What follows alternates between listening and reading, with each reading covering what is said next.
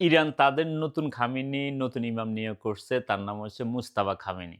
উনি হচ্ছে উনার বাপের 2nd সন্তান আলী খামেনি, যিনি রিসেন্টলি শাহাদাত বরণ করছে ইউএস স্ট্রাইকে। ইরান কিভাবে খামেনি নির্বাচন করে সেটা হচ্ছে তাদের একটা অ্যাসেম্বলি থাকে। অ্যাসেম্বলি বোর্ড থাকে। ওই অ্যাসেম্বলি বোর্ড ওখানে অনেক সদস্য থাকে। ওই সদস্যর ভিতর থেকে তারা যাকে সবচেয়ে যোগ্য মনে করে তাকে ভোট দিয়ে তাকে অ্যাপয়েন্টমেন্ট করে অ্যাজ এ খামেনি হিসাবে।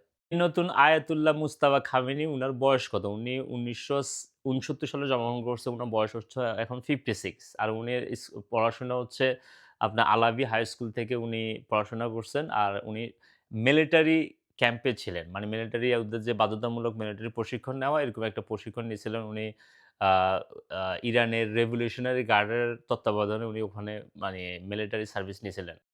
উনি ১৭ বছর বয়সে এরকম ছিলেন। ১৭ বছর বয়সে এই ছবিটা হচ্ছে উনি যখন সাদ্দাম আর ইরানের সাথে যুদ্ধ হয়েছিল ইরাক আর ইরানে, তখন উনি ওই যুদ্ধে অ্যাক্টিভলি অংশগ্রহণ করছিলেন যদিও তার বয়স ছিল ১৭ বছর, ভলান্টারি হিসাবে।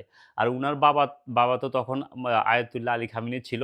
আর এসব কান্ট্রি গুলাতে যেসব কান্ট্রি গুলাতে মানে লিডাররা খুব প্যাট্রিয়টিক থাকে, ওই কান্ট্রির লিডারদের সন্তানরা, লিডাররা নিজেরা যুদ্ধে ফ্রন্ট লাইনে থাকে। এটা তাদের সিটিজেনদেরকে জনগণকে এনকারেজ করার জন্য।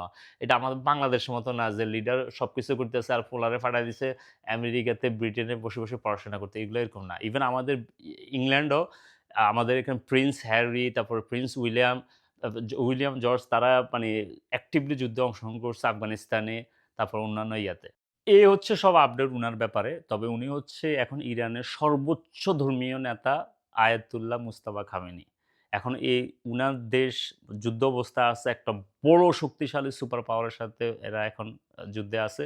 এখন দেখা যাক উনি কিভাবে নেতৃত্ব দিয়ে উনার দেশকে সামনের দিকে নেয়। তবে ডোনাল্ড ট্রাম্প হোয়াইট হাউস থেকে অলরেডি ঘোষণা দিছে যে নতুন খামেনি নিয়োগ করে ফেলেছে আমাকে না জানাইয়া আমি তো এটা মানব না। ঠিক আছে? তার কথা হচ্ছে তার তত্ত্বাবধানে খামেনি নাকি নিয়োগ দিতে হবে। এটা কেমন কথা? এখন দেখা যাক কি হয়। তবে সে একেও থ্রেট দিছে যে যেকোনো সময় নাকি তারও মানে উঠে নিয়ে চলে আসবে আরকি। সো দেখা যাক কি হয়।